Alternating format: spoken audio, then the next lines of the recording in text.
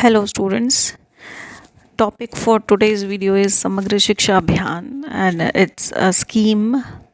So let's start with Samagra Shiksha Abhiyan, and in this video we will see the introduction, the main objectives and the main concern of this particular scheme. So let's start. The Samagra Shiksha scheme, basically it's a integrated scheme for school education, and in this scheme the preschool to the secondary level schools were considered in order to promote them, in order to enhance them. This scheme provide an extra support to the state to enhance their education system till the secondary level. And apart from this scheme presents a paradigm shift or change from traditional school of teaching to the new scenario of teaching, and it provides new dimensions in the field of education. And apart from this scheme was drafted with the broader goals to improve the school's effectiveness in terms of equal opportunities for schooling and also equitable learning outcomes. So basically it is an integrated scheme which had broader objectives and wide scenario. And this was started in the year 2018 by the central government under the Ministry of Human Resources and Development Department. The department announces that the Department of School Education and Literary looks after the administrative work of this scheme, and till 2025 to 26 financial year this scheme will go ahead. And in this scheme we have three other schemes integrated. First one is RAMSA is full form is राष्ट्रीय माध्यमिक शिक्षा अभियान, जो कि 2009 में start की गई थी, and it was also a center sponsored scheme which gives target to the secondary education. And the main focus of this scheme was to increase the enrollment of the students by providing a good secondary level education. And apart from this scheme focus on the improve the quality of education, removal of gender, social, economical and disability gaps. So all these concerns were taken by this scheme. RAMSA के बाद second scheme is SSA, and the full form of SSA is Sarv Shiksha Abhiyan, and this scheme was started in the year 2001 during the presidency of Atal Bihari Vajpayee ji. And इस scheme का main aim था universalisation of elementary education. This scheme basically was focused on the elementary education, and through this scheme the article 21A जो कि promise करता है free and compulsory education for all the students of the age group of 6 to 14, इस article को complete करने के लिए, इसको एनहांस करने के लिए SSA का इनोग्रेट 2001 में किया गया था. एंड थर्ड है TE teacher education. All the school and colleges which provide an training to the teachers were regenerated through this. And apart from these three main integrated schemes, sustainable development goals of education were also included in the Samagra Shiksha Abhiyan.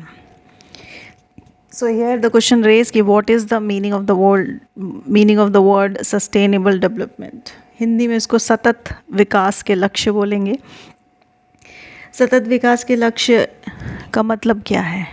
तो basically sustainable development एक plan है, एक plan of action है for the people in order to gain their prosperity or their enhancement or their development.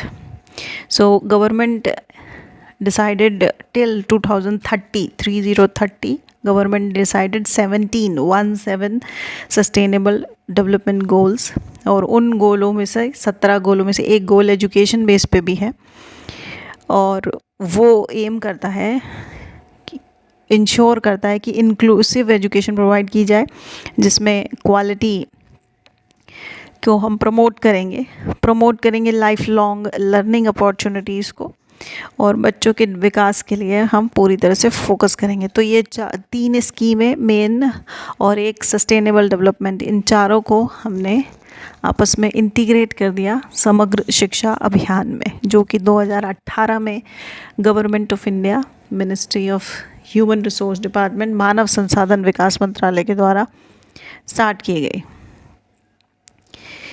और इसे 2025-26 तक के financial years तक जारी रखने का विचार है। और इसका एडमिनिस्ट्रेटिव काम, इसका प्रशासनिक काम school education and literacy department देखता है। तो चलिए आगे चलते हैं। समग्र शिक्षा स्कीम फोकस करती है improving the quality of education at all the levels, जिसमें उन्होंने दो टीज़ को इंक्लूड किया है। First T is for teachers and second is technology. तो समग्र शिक्षा में टेक्नोलॉजी इम्प्रूवमेंट, शिक्षण के दौरान टेक्नोलॉजी यानी तकनीक के प्रयोग पर बल दिया गया, साथ ही साथ टीचर्स यानी शिक्षकों के विकास पर भी बल दिया गया। इन जून 2021 में ministry has launches Nipun Bharat programme and this programme is under the agency of Samagra Shiksha अभियान। तो ये चौथी चीज़ हो गई जिसको निपुण भारत अभियान को भी समग्र शिक्षा के अभियान के स्कीम के अंडर में साथ में जोड़ दिया गया। तो इस स्कीम को हम बहुत ही बड़े टर्म में देखेंगे, जिसमें बहुत सारी अलग अलग स्कीमें आपस में जोड़ के इसमें इन्वॉल्व कर दी गई हैं। और इस स्कीम के तहत the provision has been made to give the performance special focus districts, educationally backward blocks and educationally deprived districts. तो इस स्कीम के द्वारा एजुकेशन में जो स्पेशली फोकस डिस्ट्रिक्ट हैं, जहाँ पे शिक्षा का विकास बिल्कुल कम हुआ है, ऐसे ज़िले जो हैं उन पर अलग से फोकस किया गया, उनको अलग से पहले कैटेगराइज किया गया और क्लासिफिकेशन के बाद उनको फोकस किया गया। और secondly educationally backward blocks, district बटा होता है ब्लॉक्स में, और उन ब्लॉक्स में जहाँ पे जो शिक्षा के रूप से बहुत ही पिछड़े हुए ब्लॉक्स हैं उनको इसमें शामिल किया गया। और एजुकेशनली डिप्राइव्ड डिस्ट्रिक्ट, और ऐसे ज़िले जो कि एजुकेशन की दृष्टि से पूरी तरह से डिप्राइव्ड हैं, यानी वहाँ पे शिक्षा का स्तर बिल्कुल ही निम्न है। तो अलग अलग पार्ट्स में बांट के, उनके स्तरों में बांट के उनके विकास पर अलग अलग ध्यान देने की कोशिश इस स्कीम के द्वारा की गई। चलते हैं नेक्स्ट स्लाइड पर। अब हम मेन मोटो को देखेंगे, जो हर एक स्कीम का एक मोटो सेंटेंस होता है, एक वाक्य संदेश जो उस स्कीम को पहुंचाता है। तो समग्र शिक्षा का है सबके लिए शिक्षा, गुणवत्तापूर्ण शिक्षा, education for all, quality education, मतलब सारे बच्चों को एजुकेशन मिले, कोई भी छूटे ना, और जो एजुकेशन मिले वो क्वालिटी की मिले। तो ये इसका मेन पंचवाक्य है मेन। और समग्र शिक्षा, जैसे कि अभी हमने पिछली स्लाइड में डिस्कस किया कि इंटीग्रेटेड स्कीम है, जिसमें प्री स्कूल से 12 तक के सारे स्कूल्स को शामिल किया गया है। और इसका मेन फोकस इंक्लूसिव और इक्विटेबल क्वालिटी ऑफ एजुकेशन देने का है all levels of school education में, छोटी प्री स्कूल से लेके 12 तक के सारे लेवल्स को इसने कवर किया है। और इसमें इसमें 3 मेन जो स्कीम्स थी, शिक्षा की जो नीतियाँ थी, उनका विलय किया गया, जो कि हमने पहले डिस्कस की, SSA, रमसा और TE। इसके अलावा सस्टेनेबल डेवलपमेंट के गोल्स जो एजुकेशन से संबंधित होते हैं 17 के अलावा, उसमें से एक पार्ट हमारा एजुकेशन का है, वो भी इससे इंटीग्रेटेड कर दिए गए। तो इसके इंट्रोडक्शन में हम ये सारे कंटेंट लिखेंगे और इसको डिटेल में बताएंगे कि समग्र शिक्षा स्कीम बेसिकली है क्या। चलिए आगे हम इसके ऑब्जेक्टिव्स पे ध्यान देते हैं कि समग्र शिक्षा का मेन उद्देश्य क्या थे। समग्र शिक्षा का पहला और महत्वपूर्ण ऑब्जेक्टिव है support states and UTs union territories for RTE 2009 implementation. तो RTE 2000 राइट टू एजुकेशन 2009 का जो RTE है, उसके में जितने भी टारगेट्स रखे थे, उन टारगेट्स को अचीव करने के लिए सारे स्टेट्स, सभी राज्यों को और सभी यूनियन टेरिटरीज़ को सपोर्ट करना इसका मेन पहला ऑब्जेक्टिव था। Secondly, to implement new education policy 2020 की नई एजुकेशन पॉलिसी को इम्प्लीमेंट करने के लिए, उसको लागू करने के लिए इसका प्रयोग, समग्र शिक्षा स्कीम का प्रयोग किया गया। Focus on, third one is focus on early childhood care and education. इसमें जैसे कि सारे लेवल्स के बच्चों को लिया गया, लेकिन मेन फोकस पे छोटे बच्चे, अर्ली चाइल्डहुड जो नर्सरी लेवल के फर्स्ट सेकंड थर्ड के बच्चे होंगे, उन पर ज़्यादा फोकस किया गया है। Next, fourth is to emphasise on fundamental literacy and numeracy. Basic literacy जो कि प्रौढ़ शिक्षा के अंतर्गत आती है, उसको इसमें एम्फेसाइज किया गया, उस पर ज़ोर दिया गया। और न्यूमरेसी यानी मैथ्स की समझ, बेसिक मैथ्स के बारे में भी इस पर फोकस किया गया। देन नेक्स्ट 5 है trust on integration, inclusive education, activity based curriculum and pedagogy. Trust on integration of different types of students, different types of teaching methods, inclusive education जैसे समावेशित शिक्षा कहते हैं हिंदी में। इसके द्वारा हम अलग अलग तरीके के बच्चों को अपनी क्लास में शामिल करते हैं।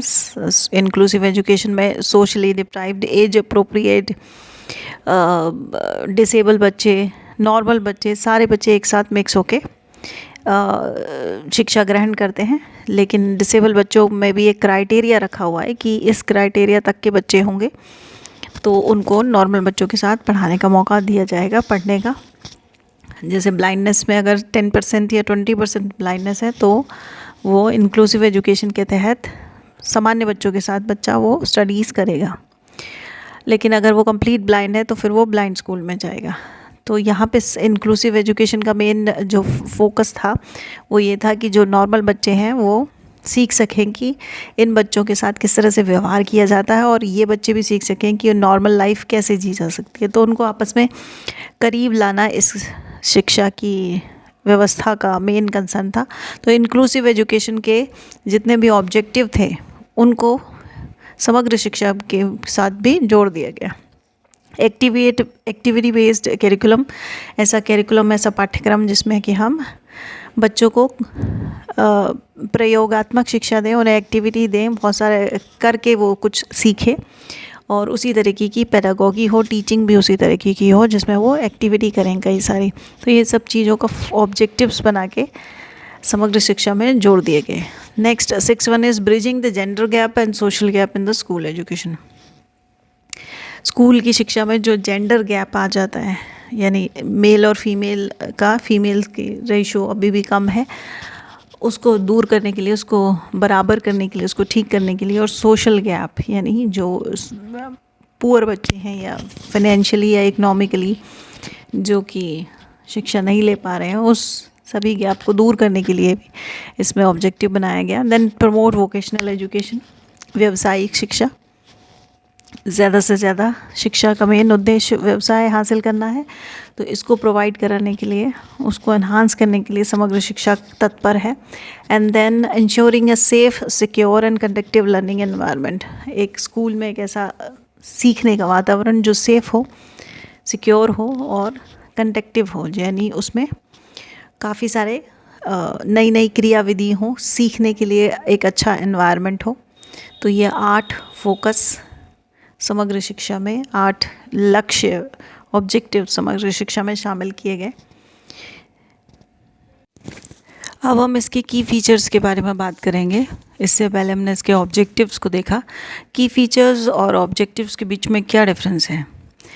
की फीचर्स किसी भी सर्विस या किसी भी ऑर्गेनाइजेशन या किसी भी सेवा की स्पेसिफिक कैरेक्टरिस्टिक्स जो उसे अन्य से अलग अलग बनाती है के बारे में बात करता है, जबकि ऑब्जेक्टिव्स जो हैं वो किसी स्पेसिफिक रिज़ल्ट के बारे में बात करता है जो कि एक संगठन, ये एक या फिर एक पर्सन एम करता है अचीव करने के लिए with in a limited framework of time. तो एक स्पेसिफिक टाइम पीरियड में के अंदर एक स्पेसिफिक चीज़ को अचीव करने के लिए जो भी हम रिजल्ट्स देते हैं उनको हम ऑब्जेक्टिव बोलते हैं, जबकि फीचर्स किसी भी संगठन या किसी भी सर्विस के उन विशेषताओं से संबंधित हैं जो उसे दूसरे से अलग बनाती है। तो यहाँ पे हम उन विशेषताओं के बारे में बात करेंगे जो समग्र शिक्षा को अन्य स्कीम से अलग बनाती है। तो पहली विशेषता है इसका की फीचर है कि treating primary, secondary and high secondary as a one unit. तो अब यहाँ पे किसी का सेग्रीगेट नहीं किया है इस स्कीम में, तीनों लेवल के बच्चों को, तीनों सेक्शन के बच्चों को एक साथ कंसीडर किया गया है। और with the implementation of this scheme all these sections will come under one system and these section will be treated as a part of holistic framework. तो तीनों सेक्शन के बच्चों को के संपूर्ण विकास पर इसमें जोर दिया गया। सेकेंड है making transactions smoother. Academic level से दूसरे लेवल पे जब हम स्कूल स्ट्रक्चर से बाहर निकलते हैं, जब सोसाइटी के अंदर इससे डायरेक्ट कांटेक्ट करते हैं, दूसरे शब्दों में कहें जब जॉब के लिए जाते हैं, तो वो टाइम पीरियड होता है ट्रांजैक्शन का। उस ट्रांजैक्शन को स्मूथ बनाने के लिए ये जो स्कीम है वो एफ़र्ट्स करती है ताकि हर एक बच्चे का ट्रांजैक्शन ईजीली हो सके। एंड थर्ड है डेवलपमेंट ऑफ द टीज़। जैसे हमने पहले बताया, T for technology and T for teachers. Technology और टीचर ट्रेनिंग के ऊपर के विकास के ऊपर इसने फोकस किया है और दोनों के स्टेप्स पर, दोनों के एक एक स्टेप्स को इस समग्र शिक्षा के अंतर्गत ध्यान से समझा गया, पढ़ा गया और उसकी कमियों को दूर किया गया ताकि टीचर ट्रेनिंग के बाद अच्छे टीचर्स मिल सकें और वो टेक्नोलॉजी से परिपूर्ण हो, उन्हें टेक्नोलॉजी का ज्ञान हो, तकनीक का ज्ञान हो, इस पर फोकस किया गया। तो ये 3 ऑब्जेक्टिव्स, 3 की फीचर्स हुए समग्र शिक्षा अभियान के। आगे बढ़ते हैं। नेक्स्ट स्लाइड 7 में हम इसके कंटिन्यू करेंगे की फीचर्स को। चौथा की फीचर समग्र शिक्षा स्कीम का development of school libraries. Students के एबिलिटी को, नॉलेज के हॉरिजन को इंक्रीज़ करने के लिए गवर्नमेंट लाइब्रेरीज़ को इम्प्रूव करना चाहती है जो कि ख़राब अवस्था में है, और उनका फाइनेंशियल असिस्टेंस को बढ़ा दिया गया है। 5,000 से लेकर 20,000 तक, जो कि अलग अलग लाइब्रेरी के स्तर के अनुसार प्रोवाइड किए जाएंगे, ऐसा इस स्कीम के में डिस्क्राइब किया गया है। नेक्स्ट है development of sports environment. Khelo India mission एक अलग से एक मिशन है जिसको स्टार्ट किया गया है, जिसमें भारतीय बच्चों में सभी स्तरों पर, प्राइमरी, सेकेंडरी और हाई सेकेंडरी लेवल के बच्चों पर खेल के प्रति जागरूकता को बढ़ाया गया है। और इन दोनों ही कामों के लिए, लाइब्रेरी और स्पोर्ट्स एनवायरनमेंट दोनों के लिए ही फाइनेंस की व्यवस्था की गई है। एंड फाइनेंस के अलावा स्पोर्ट्स के इक्विपमेंट और उधर लाइब्रेरी में बुक्स और अच्छी व्यवस्था की भी इसमें व्यवस्था का भी इसमें वर्णन किया गया है। यानी स्पोर्ट्स को बढ़ावा देने के लिए अलग से एक और मिशन, खेलो इंडिया मिशन चलाया गया, जिसके तहत अब स्पोर्ट्स यूनिवर्सिटी भी खुल रही है भारत में, जो कि भावी पीढ़ी को आने वाले गेम्स जैसे कि वर्ल्ड कप है या रियो चैलेंजेस हैं या जितने भी स्पोर्ट्स के इवेंट्स होते हैं उनके लिए तैयार करेगी, ओलंपिक्स के लिए तैयार करेगी। और ये इस स्कीम के तहत ही खेलो इंडिया मिशन के ऑब्जेक्टिव्स पर ध्यान रखा गया जाएगा कि वो अचीव किए जा रहे हैं या नहीं किए जा रहे हैं। नेक्स्ट स्लाइड, अगले की फीचर की तरफ बढ़ते हैं। तो 6th की फीचर की बात करते हैं, financial assistance to female education. इस स्कीम के द्वारा स्पेशल अटेंशन दिया गया ताकि महिला शिक्षा यानी फीमेल एजुकेशन को बढ़ाया जा सके। और इसके द्वारा इस स्कीम के अंडर कस्तूरबा गांधी बालिका विद्यालय स्कूल्स को अधिक ग्रांट्स दी गई ताकि वो ज़्यादा से ज़्यादा बच्चों को इसमें शामिल कर सकें और ज़्यादा से ज़्यादा क्लासेस हायर लेवल तक, बालिका शिक्षा को हायर सेकेंडरी लेवल तक ले जा सकें। 7th है increasing the competency of the students. Competency of the students को बढ़ाने के लिए, मतलब उनको एक अच्छी एजुकेशन जो कि उनमें पॉजिटिविटी लाए, उनके विकास की ओर उन्हें अग्रसित करे, उसको बढ़ाने के लिए यह स्कीम तत्पर है। Next, participation of all parties. Central government has urged guardians, teachers and management committees to come across at education level and keep the focus on the students। तो जितने भी स्टेक होल्डर्स हैं उन सबको एक साथ लाने की कोशिश इस स्कीम के द्वारा की गई है। आगे चलते हैं। नेक्स्ट, नौवा हम देखेंगे, 9th की फीचर ऑफ समग्र शिक्षा अभियान, मॉडर्नाइजेशन ऑफ टीचर ट्रेनिंग। तो टीचर ट्रेनिंग के जितने भी इंस्टीट्यूशंस हैं उनको नई नई टेक्नोलॉजी और नई नई कैरिकुलम से परिचित कराते हुए नए सिलेबस के अकॉर्डिंग ट्रेनिंग दी जाएगी, ताकि वो नए जनरेशन के बच्चों को ठीक से हैंडल कर सके। एंड 10th है पोर्टल फॉर टीचर्स के लिए दीक्षा नाम का एक पोर्टल, एक साइट बनाई गई है जिसमें टीचर ट्रेनिंग की असिस्टेंस से रिलेटेड सारे मटेरियल्स और स्टडी मटेरियल्स और सारी चीज़ों का वर्णन किया गया है। तो दीक्षा एक साइट बनाई गई स्पेशली फॉर टीचर्स। नेक्स्ट है 11th, operating digital board in schools. And इसके द्वारा डिजिटल बोर्ड, जिसे ग्रीन बोर्ड भी बोलते हैं, ब्लैक बोर्ड के बाद ग्रीन बोर्ड आए और ग्रीन बोर्ड के बाद स्मार्ट बोर्ड को क्लास में डिजिटली कनेक्ट करने के लिए जो टेक्निक्स हैं उसको एनहांस करने के लिए इसमें बात की गई। और अलग अलग स्तर पर कई ऑपरेशंस चलाए गए 5 साल तक लगातार, ताकि सभी स्कूलों में डिजिटल बोर्ड्स लगाए जा सकें, स्मार्ट मोड्स लगाए जा सकें और क्लासों को स्मार्ट क्लासेस में चेंज करने के लिए उन्हें ज़्यादा से ज़्यादा टेक्नोलॉजी ओरिएंटेड बनाने के लिए फोकस किया गया। लास्ट 12 इसका मेन की फीचर है मेंटेनिंग द रीजनल बैलेंस। जैसे कि हमने पहले ही पिछली स्लाइड में भी डिस्कस किया था कि ऐसे डिस्ट्रिक्ट जो कि एजुकेशनली बैकवर्ड है उनको फाइंड आउट करके उनके ऊपर काम करना, और उसके अंदर डिस्ट्रिक्ट के अंदर ब्लॉक्स जो कि एजुकेशनली बैकवर्ड है उनके ऊपर फोकस करने का काम समग्र शिक्षा अभियान के द्वारा किया गया।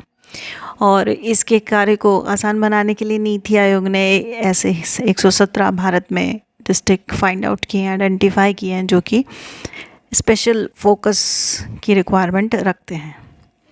देन ये होगा इसके 12 मेन की फीचर्स। देन हम देखेंगे कि इसका पैसा, फंडिंग्स कहाँ से आती है। तो ये बेसिकली सेंटर स्पॉन्सर्ड स्कीम है, केंद्र सरकार इस पर पूरा खर्च करती है, और जितनी भी यूनियन टेरिटरीज़ हैं उनके लिए ये 100% सेंट्रल स्पॉन्सर्ड स्कीम है। पूरा पैसा सारी यूटीज़ में केंद्र सरकार देगी, और जितने भी स्टेट्स हैं उसमें 60-40 का रेस हो जाएगा, यानी वहाँ पे स्टेट्स में केंद्र सरकार 60% खर्च करेगी और 40% वो स्टेट खुद खर्च करेगा। एंड नॉर्दर्न ईस्टर्न के जितने भी स्टेट्स हैं और उसके अलावा हिमालय के आसपास के जितने भी स्टेट्स हैं उनकी फंडिंग शेयरिंग द फंड उसके उनके शेयर होंगे between the centre and state and in the ratio of 90-10। उसमें 90% केंद्र सरकार देगी और बाकी 10% ये नॉर्थ ईस्ट स्टेट्स या हिमालय के आसपास के स्टेट्स अपना 10% देंगे। तो इसकी फंडिंग स्कीम बेसिकली और मेनली सेंटर स्पॉन्सर्ड है। आगे चलते हैं। इस स्लाइड में हम देखेंगे कि समग्र शिक्षा अभियान 2.0 क्या है। जैसे कि नॉर्मल समग्र शिक्षा अभियान का शुभारंभ 2018 में किया गया, जैसे कि हमने पहली स्लाइड में पढ़ा, लेकिन इसी में 2.0 इसी स्कीम में ऐड करके इसको फिर से 4 अगस्त 2021 में इसको स्टार्ट किया गया। तो ये बेसिकली एक इकोनॉमिक अफेयर्स की जो कैबिनेट कमेटी है उसने 2.0 को अप्रूवल दिया, और इस एजुकेशन प्रोग्राम में को समग्र शिक्षा स्कीम 2.0 का नाम दिया गया, जो कि 25-26 2025-26 तक कंटिन्यूएशन में लागू रहेगी। इसमें कई सारी चीज़ों को, जैसे कि नॉर्मल 2.0 के बिना जो समग्र शिक्षा अभियान था उसमें कई स्कीमें इसमें इंक्लूडेड की गई थी, और 2.0 के मेन कंसर्न क्या थे, मेन पॉइंट्स किए थे कि online submission of the school wise programmes report ली जाएगी। तो 2.0 में नया क्या जोड़ा गया, वो नया ये जोड़ा गया कि स्कूल्स की जो प्रोग्रेस की रिपोर्ट है, जितनी भी स्कीमें जिसके अंदर समग्र शिक्षा में आ रही हैं, उसमें से रिलेटेड जो जो काम हो रहे हैं उनकी रिपोर्ट हम ऑनलाइन लेंगे, उसका समेशन आप ऑनलाइन करेगी। तो उसका शेड्यूल बना दिया गया और उसके अलग अलग कंपोनेंट्स को ऑनलाइन भरने का प्रावधान रखा गया। तो ये जो नया चीज़ जोड़ी वो 2.0 के द्वारा इसमें जोड़ दी गई। दूसरी चीज़ online generation of sanction orders. So all the sanction orders, जो भी किसी भी काम के नए सैंक्शन होंगे या तो फंड्स के सैंक्शन होंगे या किसी अप्रूवल के सैंक्शन होंगे, वो सब ऑनलाइन कर दिया गया, नेसेसरीली कर दिया गया कि ऑटो जनरेटेड मेल्स के थ्रू हम आपस में स्टेट्स और यूनियन टेरिटरीज और सेंट्रल गवर्नमेंट आपस में इंटीग्रेट करेंगी, आपस में कोऑर्डिनेट करेंगी और शिक्षा से संबंधित अलग अलग स्कीम्स को कंटिन्यू करेंगी। आगे देखते हैं स्लाइड में, इसी को आगे कंटिन्यू करते हैं 2.0 में और क्या इसमें ऐड ऑन किया गया। तो तीसरी चीज़ जो 2.0 समग्र शिक्षा 2.0 में ऐड की गई वो थी ऑनलाइन मंथली एक्टिविटीज़। तो एक्टिविटीज़ प्रोग्राम, हर प्रोग्राम की एक्टिविटी बेस्ड रिपोर्ट जो है हम जितने भी स्कूल्स हैं, जितने भी यूटीज़ हैं, जितने भी स्टेट्स हैं और उनके जितने भी स्कूल्स हैं, वो सारे समग्र शिक्षा के जो हेड हैं उनको ऑनलाइन देंगे, ऐसा हमने इसमें प्रावधान ऐड ऑन किया गया। दूसरा नेक्स्ट था, fourth one is annual action plan. तो जितने भी स्कूल हैं डिस्ट्रिक्ट के या यूटीज़ के, वो एनुअल अपना प्लान बनाएंगे, उसका बजट बनाएंगे, प्रपोजल प्रॉपर बना के ऑनलाइन इसका एक पोर्टल बना दिया गया और उस पोर्टल पे वो सारे प्रोजेक्ट्स को अपने सबमिट करेंगे। ऐसे अप्रूवल बोर्ड एक अलग से बनाया गया जो उनको अप्रूवल देगा। नेक्स्ट था active login. District login has been done in 740 districts and 8100 blocks and 12 lakh schools in all the states and union territories under this scheme. तो एक्टिव लॉगिन का प्रावधान इसमें किया गया, जिसमें कि किसी भी स्कीम से संबंधित कोई भी प्रॉब्लम हो, कोई भी समस्या हो, तो उसमें डायरेक्ट आप लॉगिन करके उसको सॉर्ट आउट कर सकते हैं। तो बेसिकली 2.0 जो थी वो टेक्निकली इस समग्र शिक्षा अभियान को तकनीक से जोड़ने के लिए ऐड ऑन की गई थी, जो कि 2021 में यानी 2021 में ऐड ऑन की गई थी। सो इस स्लाइड में इतना ही। समग्र शिक्षा अभियान एक बड़ा अभियान है जिसमें कई सारी स्कीमों को जोड़ने का प्रावधान रखा गया है और इस अभियान के द्वारा कई लाभ हमने देखे को मिले। इस योजना के तहत प्रशिक्षित शिक्षक स्मार्ट क्लासेस की और जो कि गुणवत्तापूर्ण होंगी वो इसका मेन लाभ है और समग्र शिक्षा विद्यालयों में बुनियादी ढांचे को परिवर्तित करेगी, उसे डिजिटल समर्थपूर्ण बनाएगी, उसे वर्चुअल क्लास की रूम की ओर ले जाएगी, व्यावसायिक शिक्षा पर बल देगी, रचनात्मक शिक्षा विधि का वह शुभारंभ करेगी और आईसीटी लैब्स की व्यवस्था करेगी। तो ये सब उसके लाभ देखे गए हैं और इसके लिए बजट में प्रावधान भी रखे गए हैं ताकि पैसे की दृष्टि से इसमें कोई कमी ना रह जाए। और ये योजना स्कूली बच्चों की शिक्षा को लाभान्वित करने के लिए है। तो इसमें कई अन्य चीज़ों को भी ऐड किया गया है, जैसे 1 घंटे या 1.5 घंटे प्रतिदिन फिज़िकल एक्टिविटी बच्चों से करवाई जाए ताकि वो अलग अलग तरीके की खेल सामग्री प्रोवाइड की जाएगी ताकि बच्चे खेल से जुड़ सकें। और इस स्कीम के अंतर्गत शिक्षक पाठ्य सामग्री भी नई तरीके से तैयार की गई जो कि लागू की गई है। और इसके अलावा दिव्यांग विद्यार्थी जो हैं उनके लिए भी हर महीने एक धनराशि की व्यवस्था इस स्कीम में की गई। और जो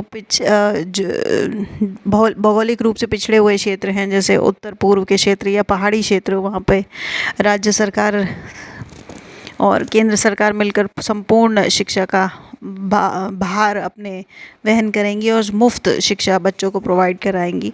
समग्र शिक्षा अभियान का एक लाभ, समग्र शिक्षा 2.0 का लाभ ये भी है कि स्कूली शिक्षा के बीच हो रही होड़ के दौरान जो कौशल, जो स्किल ख़त्म हो रही है और जो व्यवसायीकरण हो रहा है शिक्षा का, उसको वो रोकने में कुछ मदद करेगी।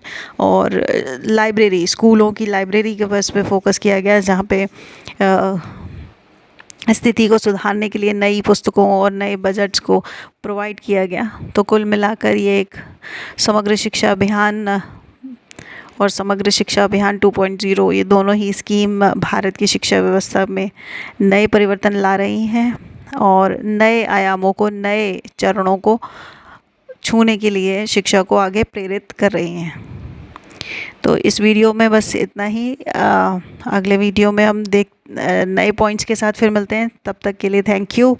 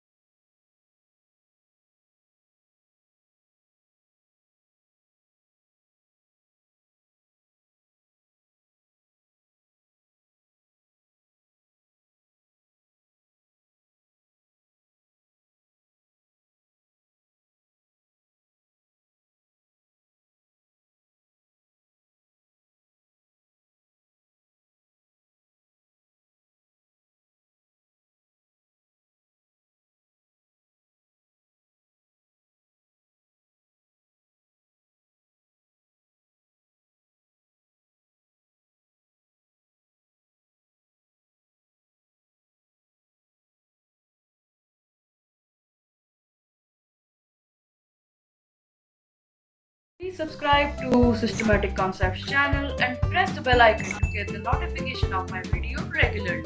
Thank you.